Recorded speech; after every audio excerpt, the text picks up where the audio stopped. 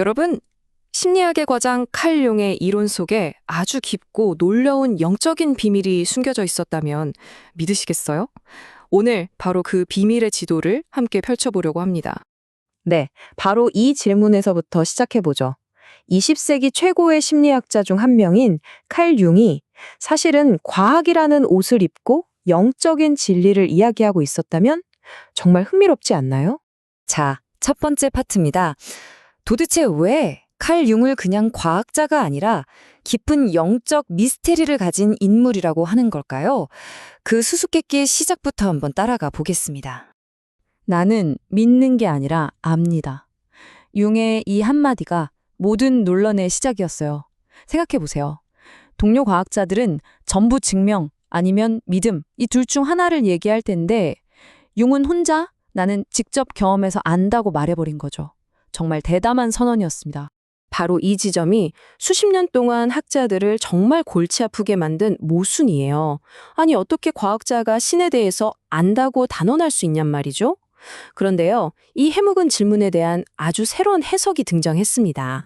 자, 두 번째 파트입니다. 그럼 이 미스테리를 풀 열쇠는 대체 어디에 있을까요? 바로 데미안 리라는 박사의 아주 흥미로운 해석에서 그 실마리를 찾아볼 수 있습니다.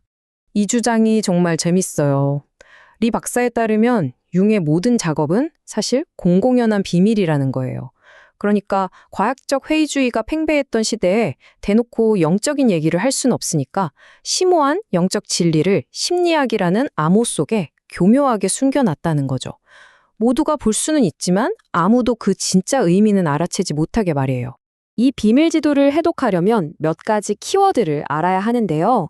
첫 번째가 바로 융의 핵심 개념, 개별화입니다. 간단히 말하면 내 안에 흩어져 있는 모든 조각들을 하나로 모아서 온전하고 진정한 나, 즉 자기를 찾아가는 심리적인 여정이라고 할 수 있죠. 그리고 여기에 딱 비교해 봐야 할 두 번째 키워드가 있습니다.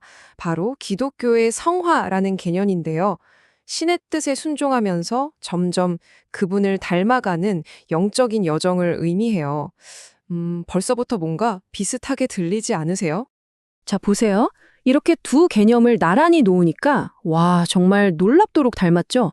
하나는 심리적 온전함, 다른 하나는 영적 거룩함. 가는 길은 달라 보여도 결국 진정한 나를 회복한다는 목적지는 똑같아 보입니다. 어쩌면 융은 이 둘이 사실 같은 길의 다른 이름이라고 생각했던 게 아닐까요? 자, 그럼 이제 본격적으로 지도를 해독해 볼까요? 세 번째 파트, 바로 융의 개념 중에 가장 오해받기 쉬운 그림자에 대한 이야기입니다.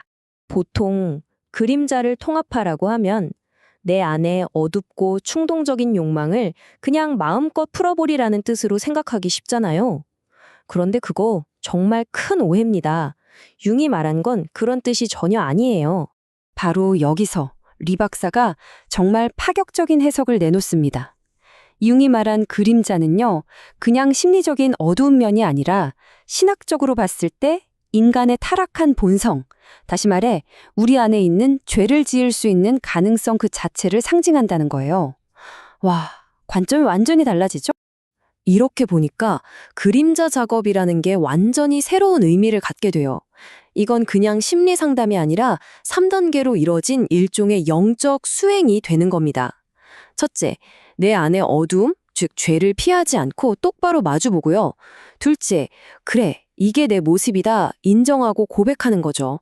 그리고 마지막으로 그걸 구원받기 위해 빛으로 가져오는 겁니다. 근데 이 과정, 기독교의 고해성사나 회개의 과정과 정말 소름 돋게 똑같지 않나요? 실제로 융 자신도 이 과정이 얼마나 중요한지 강조했습니다. 내 안의 그림자를 무시하고 외면하면 결국 파괴로 끝나지만 용기를 내서 그걸 똑바로 마주하면 그게 바로 구원으로 가는 길이라고 말이죠. 자, 그럼 이 그림자를 넘어서 이 비밀 지도가 우리를 궁극적으로 어디로 데려가는 걸까요? 네 번째 파트, 여정의 최종 목적지입니다. 융이 남긴 이 말이 그의 사상이 어디를 향하는지 아주 명확하게 보여주는 단서입니다. 인간의 동기를 깊이 파고들었던 그가 내린 결론은 결국 힘을 향한 의지가 아니라 사랑이 궁극적인 가치라는 거였죠. 그러니까 융이 말한 그 기나긴 여정의 끝에 있는 건 내 에고를 만족시키고 남을 통제하는 그런 힘이 아니라는 겁니다. 그게 아니라 성경에서 말하는 신의 본질, 바로 그 조건 없는 이타적인 사랑, 아가페가 삶의 중심이 되는 상태, 거기가 최종 목적지라는 거죠. 자, 이 표를 보시면 이제 모든 퍼즐이 딱 맞춰지는 느낌이 드실 겁니다.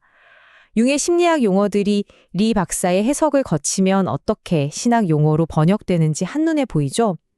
융이 말한 통합된 자기는 결국 회복된 하나님의 형상이었고요. 그 여정의 최종 목표는 바로 의로운 삶을 사는 것이었다는 정말 놀라운 결론에 다다르게 됩니다. 그럼 이 오래된 심리학자가 남긴 비밀 지도가 지금을 살아가는 우리에겐 과연 어떤 의미가 있을까요? 마지막 파트에서 그 현대적인 의미를 짚어보겠습니다. 요즘처럼 다들 의미를 찾아서 방황하고 마음이 힘들 때가 많잖아요. 이럴 때 융의 심리학은 마치 영원의 어두운 밤을 건너는 우리를 위한 아주 현대적이고 실용적인 안내서가 될 수 있다는 겁니다. 과학의 언어로 아주 오래된 영적인 지혜를 알려주는 일종의 다리 같은 역할을 하는 거죠. 자, 그럼 오늘 이야기에서 우리가 꼭 기억해야 할 핵심 3가지만 정리해 드릴게요. 첫째, 융은 심리학을 통해 현대인들이 영적 진리에 다시 다가갈 수 있는 다리를 놓았다는 것. 둘째, 진짜 행복은 내 에고를 채우는 게 아니라 오히려 나를 비울 때 찾아온다는 것. 그리고 마지막으로, 우리가 온전한 사람이 된다는 건 결국 사랑과 올바름을 향해 나아가는 과정이라는 겁니다. 오늘 이야기를 마무리하면서 여러분께 마지막으로 이 질문을 던져보고 싶습니다.